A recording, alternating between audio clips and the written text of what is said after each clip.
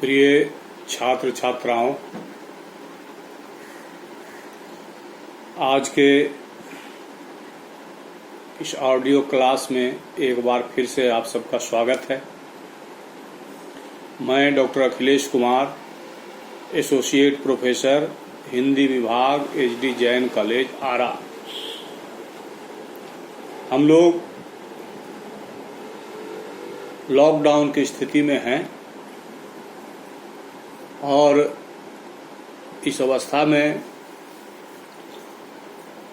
Online अध्ययन अध्यापन ही सुगम है और ऐसा ही निर्देश प्राप्त है। मैं निरंतर अपने छात्र छात्राओं को ऑनलाइन वर्ग के माध्यम से उनके पाठ्यक्रम के अनुसार अध्यापन करता रहा हूं। आज एक बार फिर से मैं MA सेमेस्टर वीर कुंवर सिंह विश्वविद्यालय के MA सेमेस्टर 2 के 8वें पत्र पर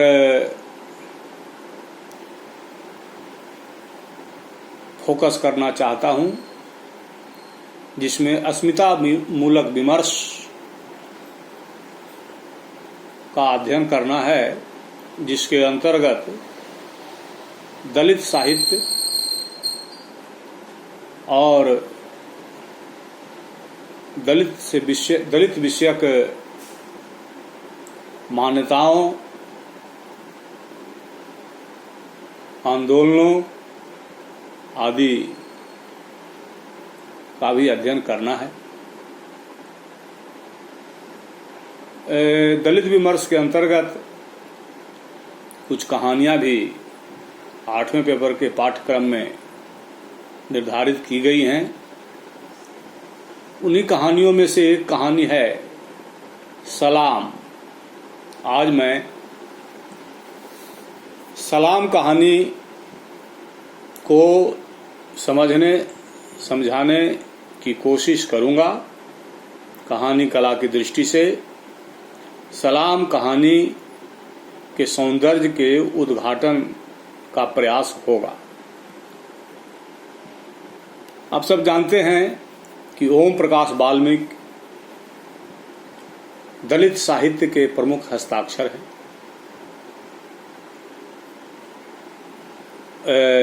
उनकी आत्मकथा जूठन इंटर के क्लास में ही पढ़ना था, पढ़नी थी। MA सेमेस्टर 2 में उनकी कहानी, दलित कहानी सलाम को अध्ययन के लिए रखा गया है। ओम प्रकाश वाल्मीकि जी का जन्म मुजफ्फरनगर, उत्तर प्रदेश में हुआ था। उनकी मृत्यु कैंसर के कारण 2013 में हुई, जबकि जन्म 30 जून 1950 को हुआ था। वाल्मीकि जी ने कविता, कहानी, आत्मकथा, आलोचना, नाटक आदि आदि गद्य पद विधाओं पर अपनी लेखनी दौड़ाई है। तो आज हम सलाम कहानी पर केंद्रित होना चाहते हैं और आचार्यों ने मोटे तौर पर कहानी के जो तत्व बतलाए हैं वे 6 तत्व हैं: कथा वस्तु, पात्र, कथोपकथन या संवाद, देश काल या वातावरण, भाषा शैली, उद्देश्य। ये 6 तत्व बताए हैं। इनके अलावे मैं कहानी के शीर्षक पर भी चर्चा करूंगा क्रमशः। तो सबसे पहले कथा को समझना होगा कि सलाम कहानी की कथा वस्तु क्या है। सलाम कहानी एक दलित व्यक्ति हरीश के विवाह पर आधारित है। हरीश और कमल उपाध्याय छात्र जीवन के ही मित्र हैं। हरीश जहां चूहुड़ा जाति से आता है, वहीं कमल उपाध्याय जाति का ब्राह्मण है। चूहुड़ा जाति पंजाब की वह जाति है जिसे भंगी, मेहतर, चमार आदि दलित और अस्पृश्य कही जाने वाली जातियों के साथ माना जाता है। हरीश चूहुड़ा जाति से है, जबकि कमल उपाध्याय ब्राह्मण है। बचपन की दोस्ती है और बचपन में दोस्ती करते समय जाति पाति, धर्म, संप्रदाय, वर्ण व्यवस्था आदि नहीं देखा जाता है। स्वतः ही खेलते कूदते, मिलते जुलते दोस्ती हो जाती है। इस संबंध में मुंशी प्रेमचंद जी ने कहा है कि स्वार्थ का माया जाल बड़ी बड़ी मछलियों को ही निगलता है, छोटी मछलियां उसमें फंसती ही नहीं या उसमें से निकल जाती। तो समाज में जो अस्पृश्यता का भाव है, उस भाव का हरीश और कमल पर प्रभाव नहीं है और बचपन की दोस्ती छूटना भी कठिन होती है। कृष्ण सुदामा की दोस्ती, सूरदास जी ने कहा, ललिकाई को प्रेम अली कहो कैसे छूटे। तो बचपन का प्रेम, बचपन का स्नेह भूला जा सकता, क्योंकि वह स्वाभाविक होता है।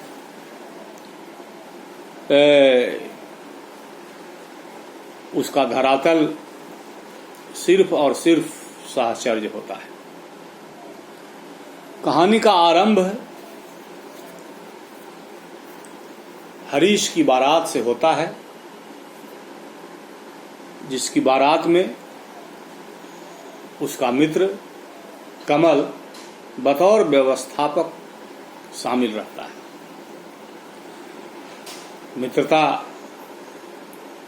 अभिन्न थी, इसलिए देखरेख कमल के जिम्मे है। बारात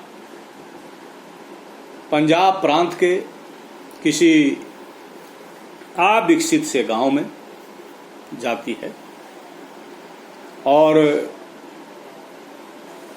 ठहरने के लिए उसे जगह जो मिलती है वह स्कूल की जगह है।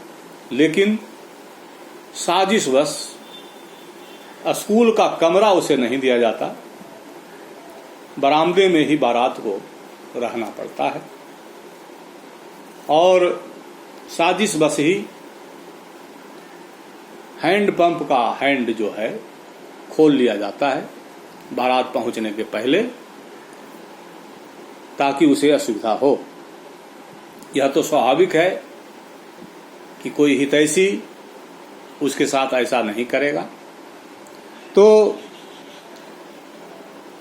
बारात जाती है और रात्रि के 2 बजे विवाह संपन्न हो जाता है। तो उसके बाद लड़का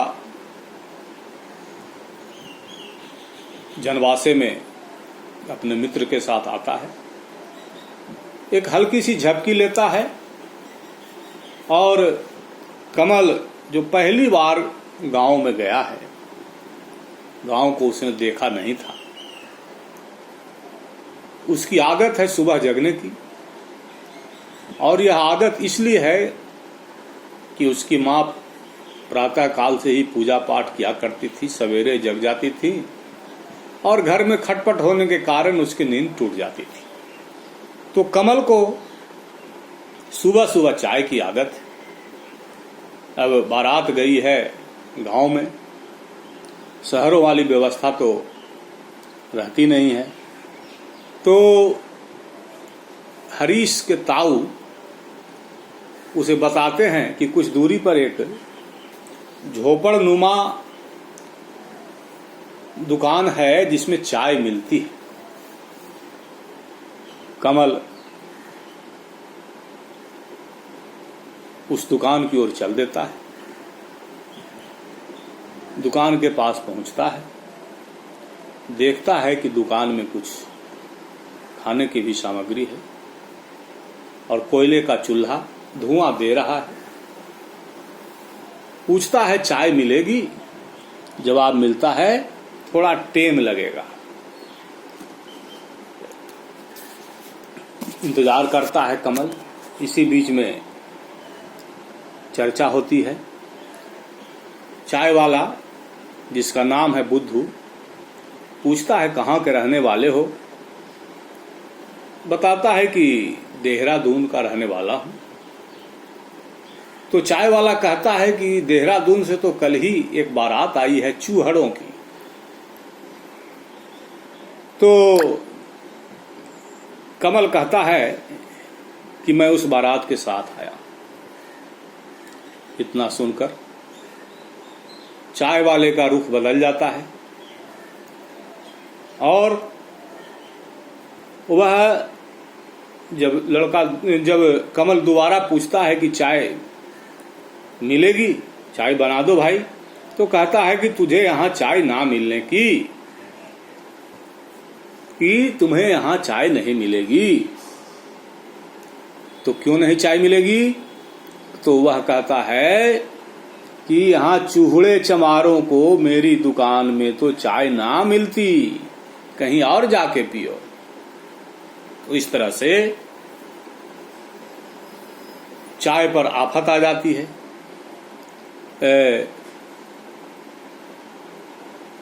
कमल जो है वह आगे बढ़कर कुछ प्रश्न करता है।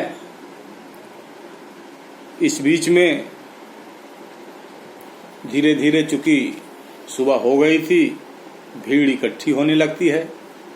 उसमें बबलू रांगड़ के यहाँ का एक लठैत कहा जाए या कारिंदा कहा जाए, रामपाल नाम है उसका, वह आता है और कमल से उलझ जाता है, उसे धक्का भी देता है, उसके साथ बुरी तरह से पेश आता है, उसका अपमान करता है, गंवई भाषा का प्रयोग करता है और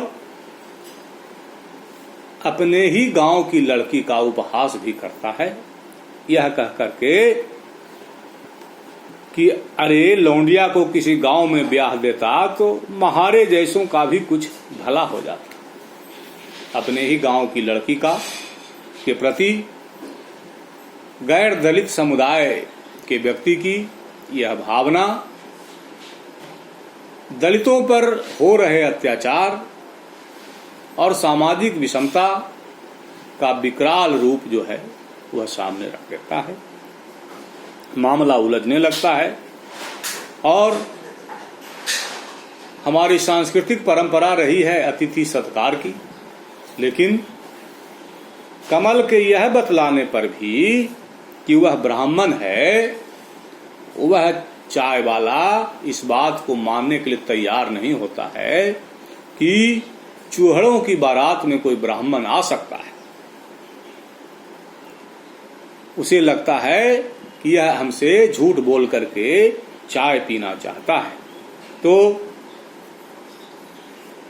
रामपाल जो है कमल को उस छप्पर में दुकान से धक्का दे करके बाहर कर देता है।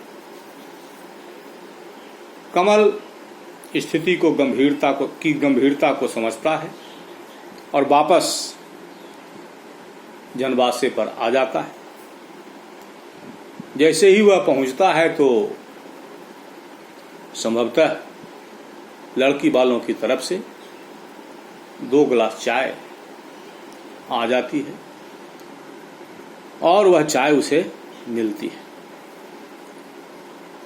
तो इस घटना से कमल आहत होता है और उसे अपने बचपन के दिन याद आते हैं, जब 15 वर्ष पूर्व का समय याद आता है, जब उसकी माँ जो है, जब वह हरीश के साथ अपने घर गया था हरीश को लेकर करके, और जब हरीश की माँ ने उससे पूछा था कि पिताजी क्या करते हैं, और हरीश ने कहा था कि पिताजी हमारे सफाई कर्मी हैं, यह सुनकर करके कमल की माता बहुत कुपित हुई थी, बहुत बुरा भला हरीश को भी कहा था और कमल को भी कहा था।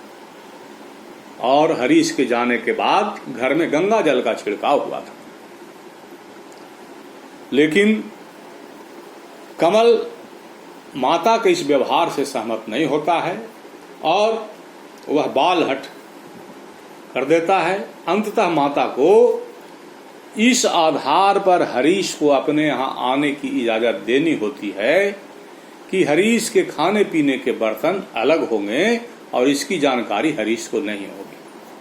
तो इन्हीं विचारों में कमल उलझा हुआ रहता है कि स्थिति आ जाती है सलाम की।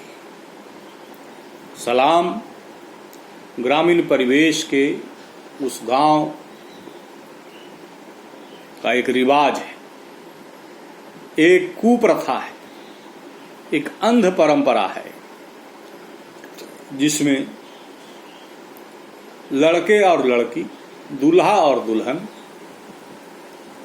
गैर दलित परिवार के यहाँ जाकर, उनके घर जाकर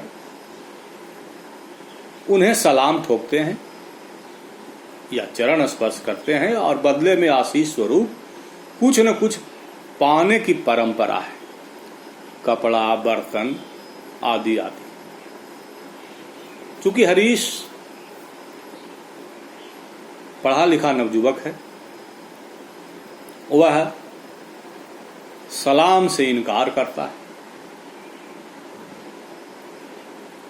उसके सलाम से इनकार करने पर वह मानता है कि यह रिवाज जो है आत्मविश्वास को तोड़ने की साजिश है, दलितों के आत्मविश्वास को तोड़ने की साजिश है, ऐसा हरीश मानता है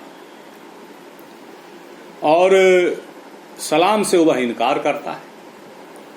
गांव में तनातनी की स्थिति हो जाती है। बबलू रांघड़ जो कि रांघड़ समुदाय से था, गैर दलित समुदाय के अंतर्गत, संभवतः संपन्न घराने का वह व्यक्ति है, जिसकी चौपाल है और जिसकी चौपाल पर गैर दलित समुदाय के लोग उसके बुलावे पर इकट्ठा भी होते हैं। बबलू रांघड़ की तरफ से लड़की के पिता को धमकी मिलती है। धमकी ही नहीं मिलती है, उसे यह भी कहा जाता है कि तुझे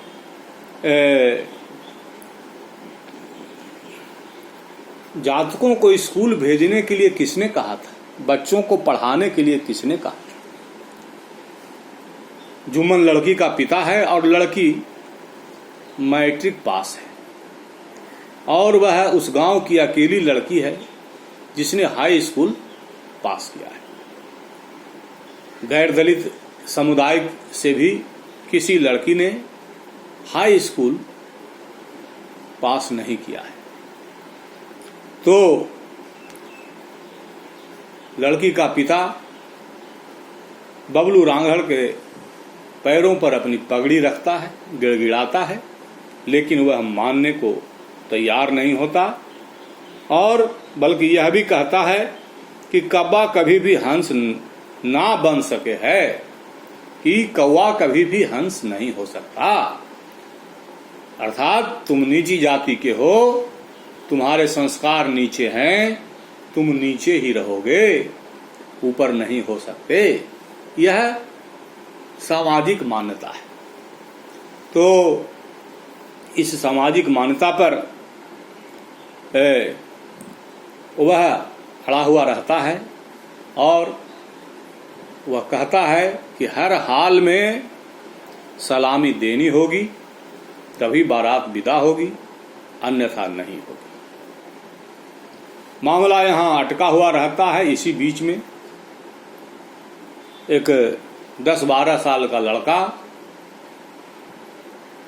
यह कहकर मामले को दूसरी ओर कर देता है कि मैं मुसलमान के हाथ की बनी रोटी मैं नहीं खाता, कि मैं मुसलमान के हाथ की बनी रोटी मैं नहीं खाऊंगा।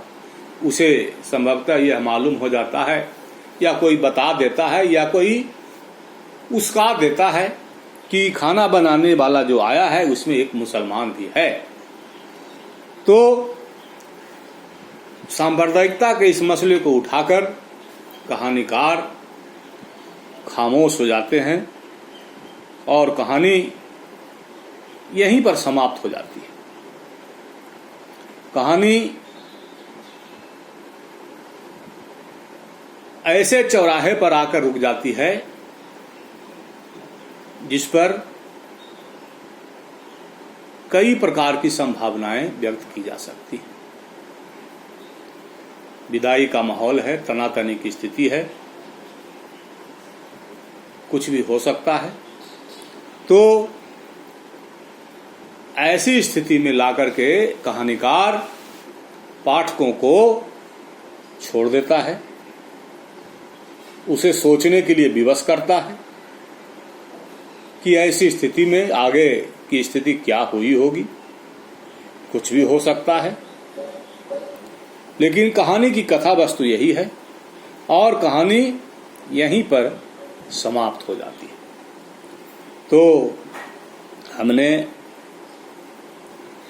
सलाम कहानी की कथा वस्तु पर चर्चा कर ली। आगे कहानी के जो अन्य तत्व हैं उन तत्वों की ओर हम देखते हैं। तो दूसरा तत्व है पात्र। तो कहानी में पात्रों की संख्या कम नहीं है और कहानी में 2 तरह के पात्र होते हैं, प्रमुख पात्र और गौण पात्र। तो पात्र अच्छी संख्या में हैं। पात्रों की गिनती मैं करा देता हूं। लड़का और लड़की तो हो ही गए, उसके अलावे हरीश के ससुर यानी लड़की के पिता, कमल की माँ, कमल उपाध्याय जो हरीश का मित्र है और हरीश के विवाह में बढ़ चढ़कर हिस्सा ले रहा है और जिसे जो पहली बार देहात आया है और पहली बार देहात आने पर समाज के कटु सत्य का उसे अनुभव होता है। इसके बाद पात्र है हरीश जो दूल्हा है। इसके बाद सुगना एक पात्र है जो कमल का पड़ोसी है और जिसने मित्रता के समय यह बात कही थी कि ब्राह्मण और दलित की दोस्ती ठीक ना होवे है। ताऊ हैं हरीश के ताऊ जो बारात में आए हुए हैं और उनकी आदत है रुआब डालने की क्योंकि अंग्रेज अफसर की सेवा में वे पहले रह चुके हैं। बाराती है, दुकान के पास के लोग हैं, गांव के लोग हैं, विवाह में शामिल होने वाले लोग हैं, समाज के लोग हैं जो बबलू रांगड़ के यहाँ जमा होते हैं, ये सब गौण पात्र हैं। फिर दुकान वाला है जिसका चाय वाला जिसका नाम है बुद्ध।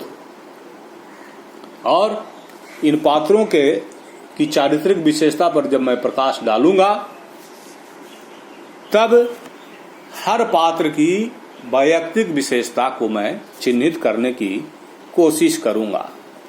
एक पात्र है रामपाल। रामपाल वही पात्र है जो कमल उपाध्याय से चाय की दुकान पर उलझ जाता है और कमल उपाध्याय को धक्का देता है। कहानी में पात्र हैं जुम्मन, लड़की के पिता,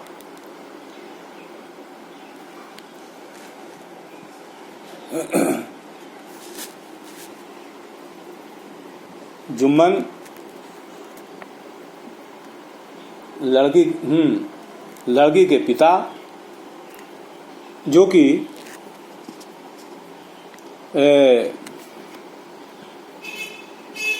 सरकारी कर्मचारी हैं।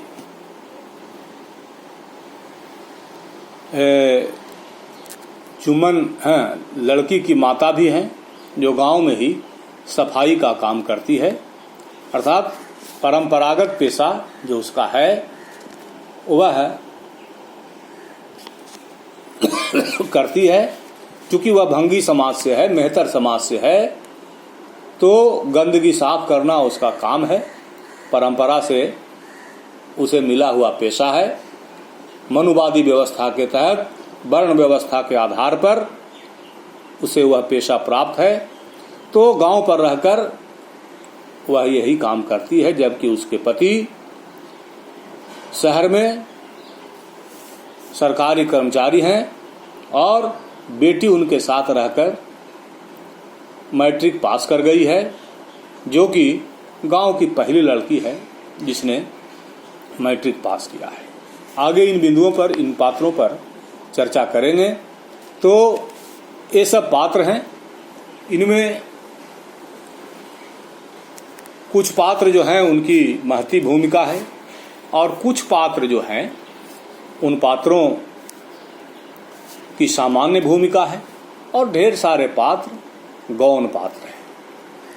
प्रमुख पात्रों पर हम चर्चा करेंगे, लेकिन अभी चर्चा करने का मतलब है कि इतने पात्र हैं कि अगर इनकी चर्चा क्रमशः की जाए तो अच्छा समय लग जाएगा और क्लास जो है लंबा खिंच जाएगा। तो आज के क्लास में सलाम कहानी की कथा वस्तु पर ही हम अपने आप को रोकते हैं और अगले क्लास में कहानी कला के जो अन्य तत्व हैं, पात्र की जानकारी हमने दे दी। इन पात्रों के की चारित्रिक विशेषताओं पर प्रकाश डालने की कोशिश करेंगे। तो आज के क्लास के लिए इतना ही। धन्यवाद।